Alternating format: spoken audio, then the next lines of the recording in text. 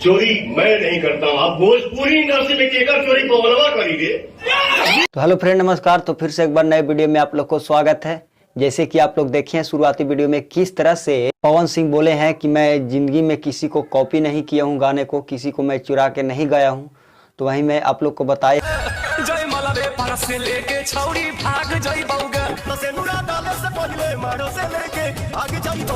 पवन सिंह जो सेंदूरा डाले से पहले ये गाना है जो गाना चुरा के गाए हैं और कहते हैं स्टेज पर मैं ज़िंदगी में किसी का गाना चोरी नहीं किया हूं, जब भी गाता हूं मैं अपना गाता हूं, अगर किसी को धोखा से मैं गा भी देता हूं तो माफ़ी मांग लेता हूं। इस तरह से बातें बोलते हैं।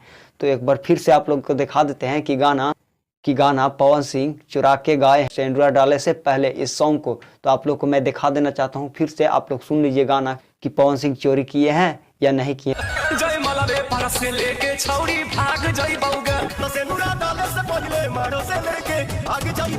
तो आप लोग सुन लिए हैं कि किस तरह से पवन सिंह गाने चोरी किए हैं सेंदूरा डाले से पहले। इस सॉन्ग को पवन सिंह ने चोरी किया है और कहते हैं स्टेज पर कि मैं गाने चोरी नहीं करता हूं।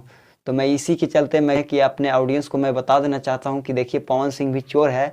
खेसारी लाल यादव को झूठ मूठ में ही उनको लभेर लेते हैं विवाद में कि खेसारी लाल यादव चोर है, गाने चोरी करके गाते हैं तभी इनका गाना ट्रेंडिंग में जाता है, ये है वो है, माने उनके पास है ये नहीं है राइटर, इस तरह से बातें बोलते हैं। तो गाना जब भी चोरी करते हैं तभी इनका गाना ट्रेंडिंग में जाता है, लेकिन ऐसा कुछ नहीं है भाई लोग। खेसारी लाल यादव का बहुत ही राइटर है जो गाना लिख लिख के धाकड़ धाकड़ देते हैं, जैसे कोको कोला सॉन्ग, नथुनिया, ये सब गाने बहुत ही सुपर हिट हुए हैं।